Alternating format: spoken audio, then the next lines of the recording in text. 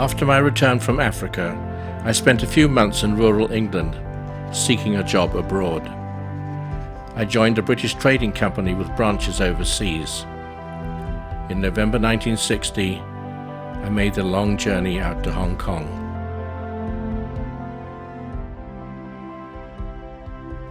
This film, taken 9 years later, still conveys the drama of the approach and landing at Kai Tak Airport, where the runway is a finger of land reclaimed from the harbour.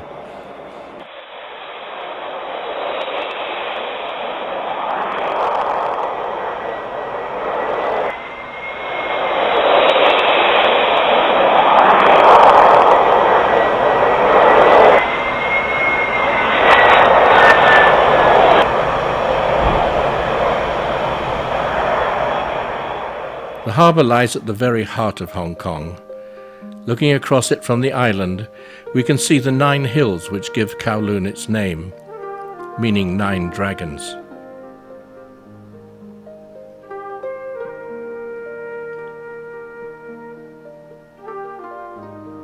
The harbour bustles with ferries and vessels of all types, including warships and freighters. In 1960, large numbers of Chinese junks and sampans still plied the waters.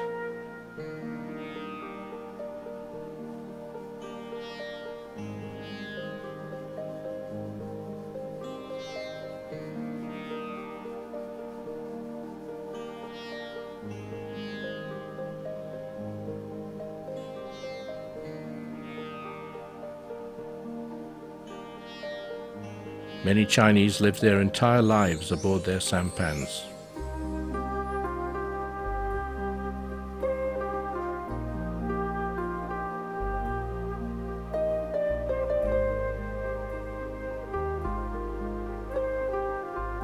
In the congested harbour of Aberdeen, on the south side of the island, the business was fishing, and usually a family affair.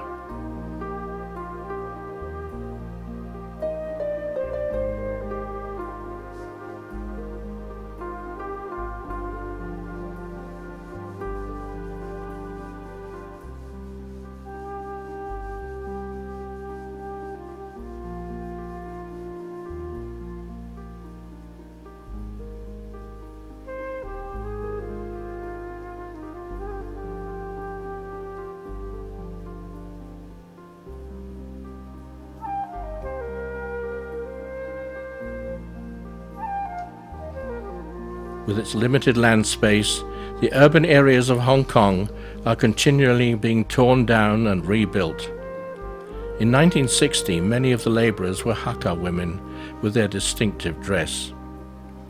They managed to look pretty and feminine, even when shoveling concrete with their white gloves and socks.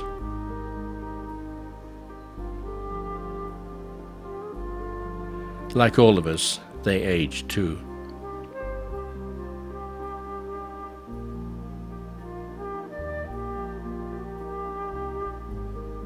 Even the tallest of buildings in those days used bamboo scaffolding, and accidents were extremely rare.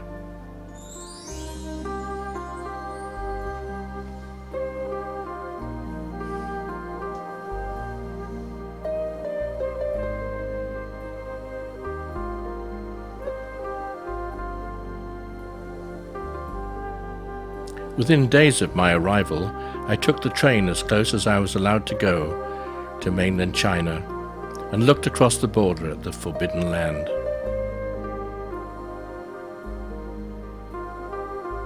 Like most people, I was surprised to learn that much of Hong Kong was still very rural, even having a flying doctor service to remote villages. Many of the men had left to work in restaurants overseas to send money back to their families.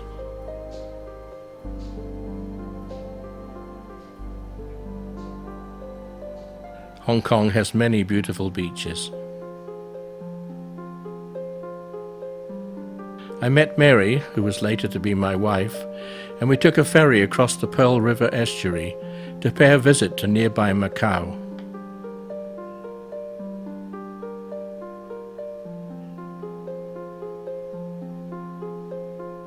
In those days it was a quiet backwater, reminiscent of an earlier Hong Kong, with life lived at a much slower pace.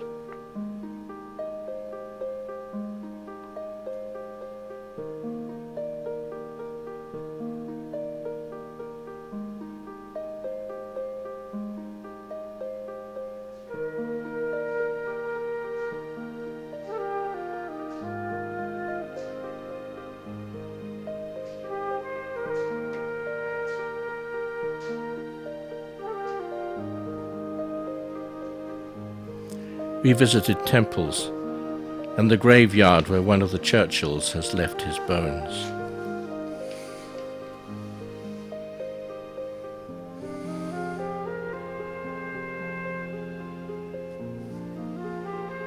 Trams have been serving Hong Kong since 1904. I worked in Princess Building, just behind the leading tram in this photo. This is a picture of the staff and their wives or husbands at a Chinese New Year dinner in 1962. I rented an apartment on Hong Kong Island with this amazing view until the building across the street was demolished and replaced by one taller than my own. I obtained a set of wheels in the form of another Volkswagen Beetle. And I joined the Hong Kong Auxiliary Air Force so I could learn to fly at no cost to myself.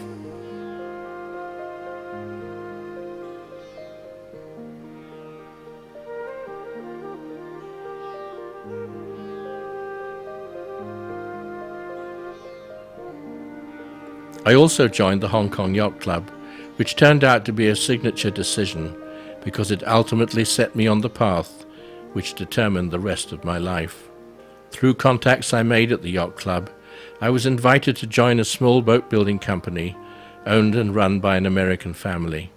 American Marine was located out in the New Territories and was only accessible by boat. This rough track led down to Hang Hau Village, where you boarded a sampan, rowed across the bay by a young girl.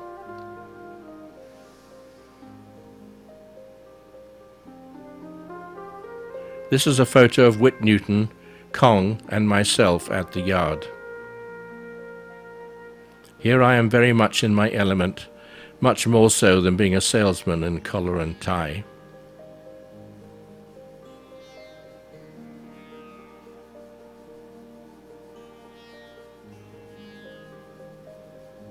We built many kinds of custom boats, all in wood, as this was before the days of fiberglass.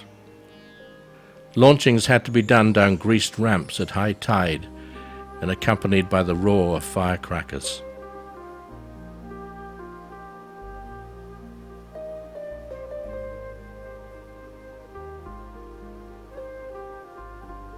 There were also a couple of slipways, and often the cradles had to be persuaded by brute force to enter the water.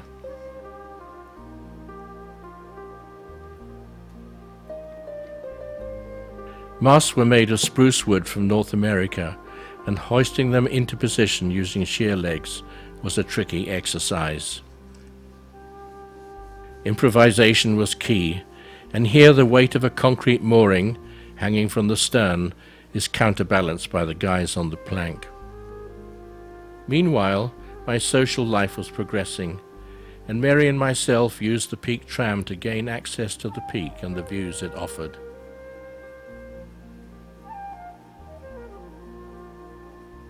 Mary was a nursing sister at Queen Mary Hospital.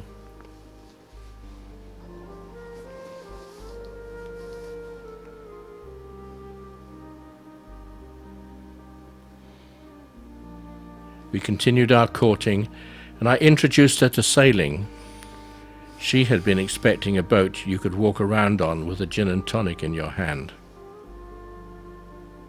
This is a selfie photo celebrating our engagement. The third person in this photo is Anton, who, as later chapters will reveal, became a significant person in this story. Typhoons are a regular and inescapable fact of life in Hong Kong, and Typhoon Wanda, one of the most powerful ever, occurred on September the 1st, 1962. Wind gusts reached 162 miles an hour, and the tidal surge was 17 feet above normal. The eye of the storm passed directly over Hong Kong, during which wind speeds temporarily dropped to zero, and I used this opportunity to take these photographs. The yard suffered severe wind and water damage as wind-driven waves swept through the buildings.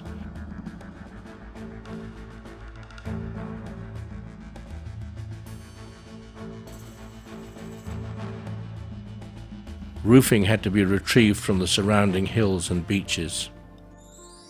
On a more pleasant note, Mary and myself were married, and my sister came out to Hong Kong, having travelled from England by bus as far as India. Not something you could contemplate today.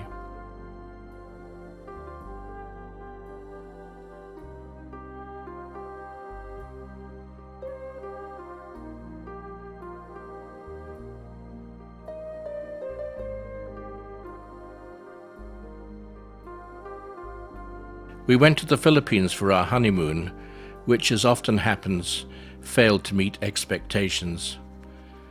In our case, it was because Philippine Airlines went on strike, which completely wrecked our schedule.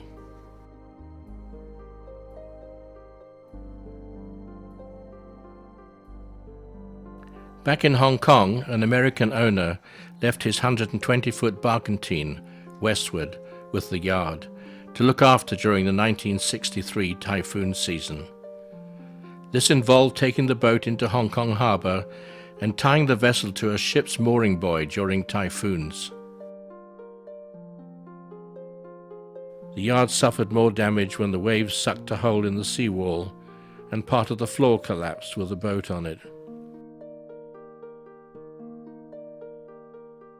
Anton, mentioned earlier, married Anna and had a child. They lived aboard westward for a few months. We added a local Chow-type dog we named Pooch to our household.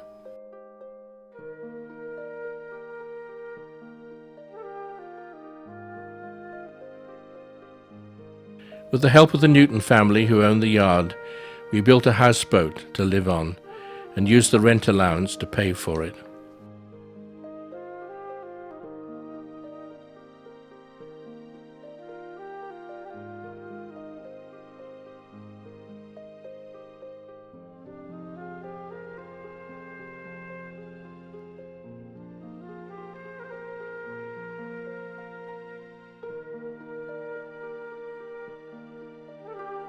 When it was finished, it was towed around to Hebe Haven. The rolling seas caused almost everyone on board to get seasick, including the dog.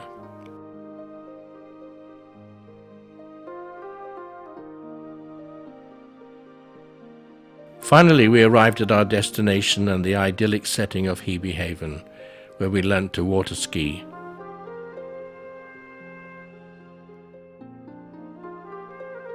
Here is Rex, who had been on the Trans-Africa expedition mentioned in the last chapter. In October 1964, our daughter Jackie was born, and life took on a new focus.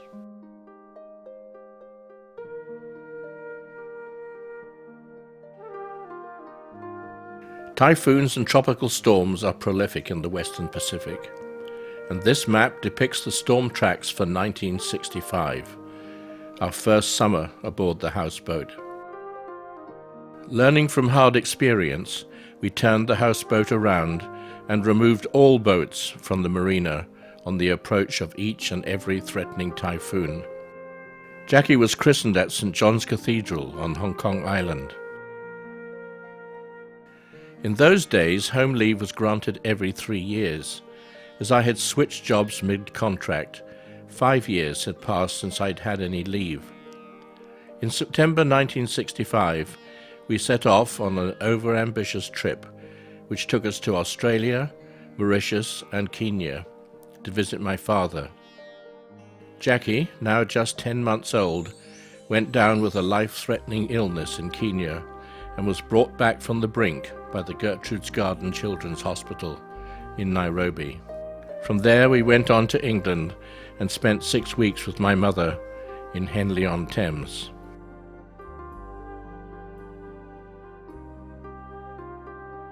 Back in Hong Kong, family life revolved around Jackie.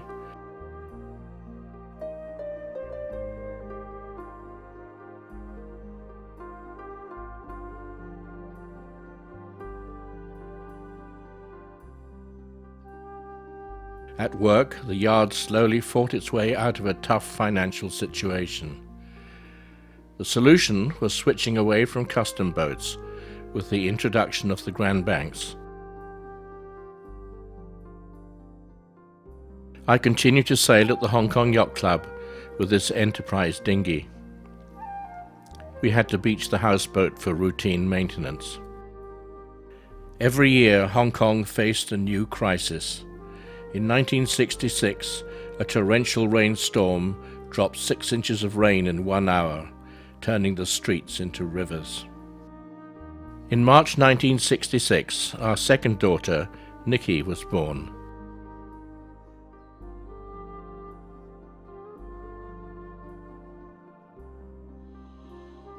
Cataclysmic events were taking place in mainland China under Chairman Mao's Cultural Revolution, which spilled over the border into Hong Kong, resulting in rioting and bombs in the streets.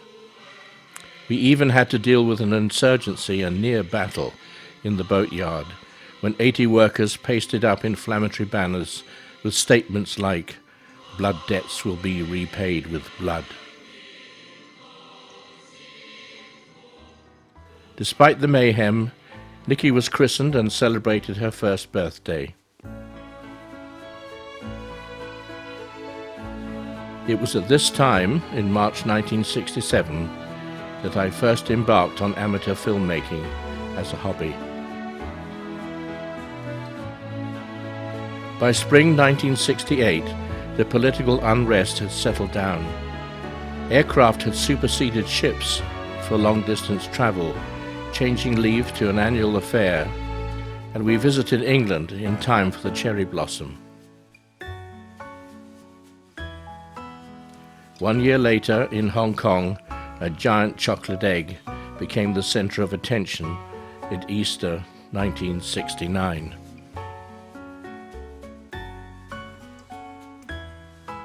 Later that same year, we made another trip to Kenya, stopping en route in Bombay. From there we flew to Mombasa, where I visited old haunts, and we all enjoyed the beautiful beaches.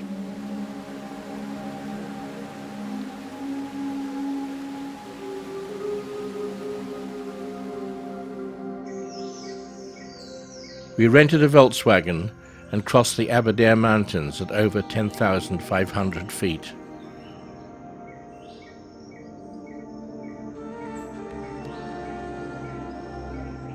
We crossed the equator at Nanyuki, situated on the slopes of Mount Kenya.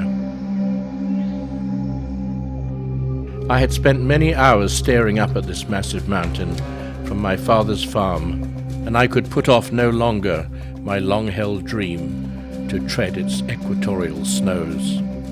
The trail led through tropical rainforest, dense thickets of bamboo, and a vertical bog before reaching moorland with strange plants like giant groundsel and giant lobelia.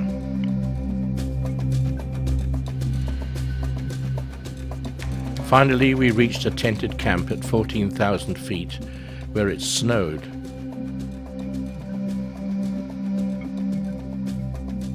A snowball fight ensued right on the equator. The main peaks of Nelian and Batian require climbing skills, but the lesser peak of Point Nanana at 16,355 feet need only that you be able to put one foot in front of the other. At this altitude, this simple act was agonizingly slow and exhausting, especially lugging a 16mm camera.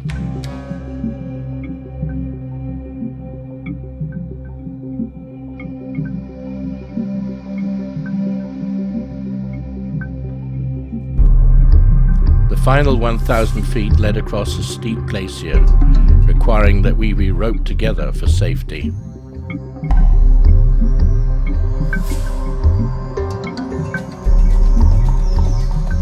Back down on the plains, we visited game parks, where we were constrained inside our vehicle while the animals were free to roam the bush.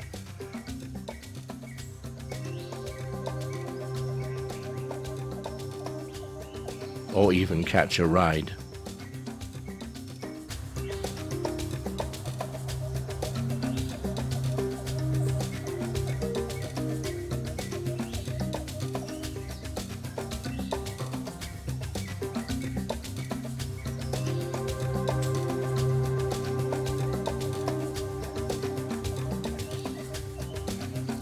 We visited an animal rescue center where the kids could touch the animals, although with some hesitation.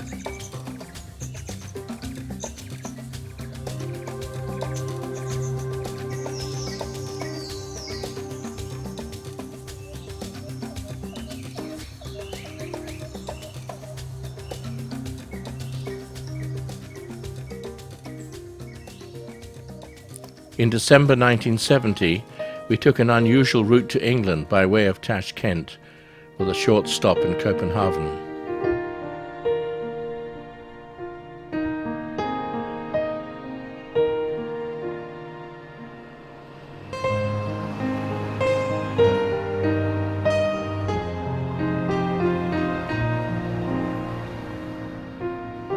The English country town of Henley-on-Thames looked very wintry.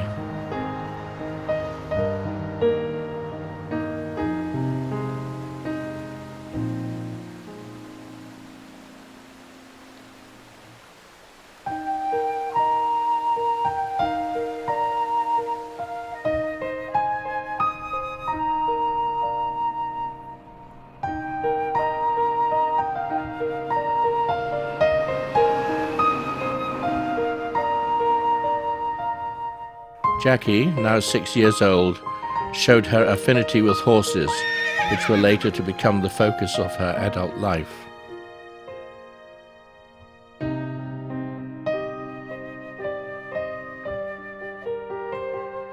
We lodged at a country hotel in the village of Nettlebed. The White Hart Inn had been in the food and lodging business for 500 uninterrupted years.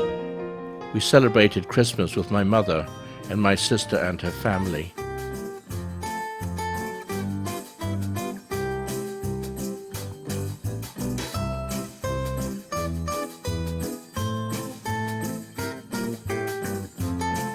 It was a white Christmas, and we became reacquainted with the joys of driving an iced-up vehicle.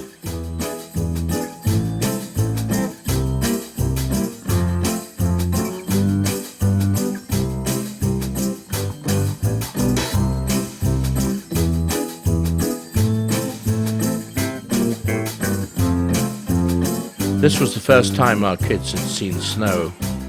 Previously, Santa Claus had arrived on water skis.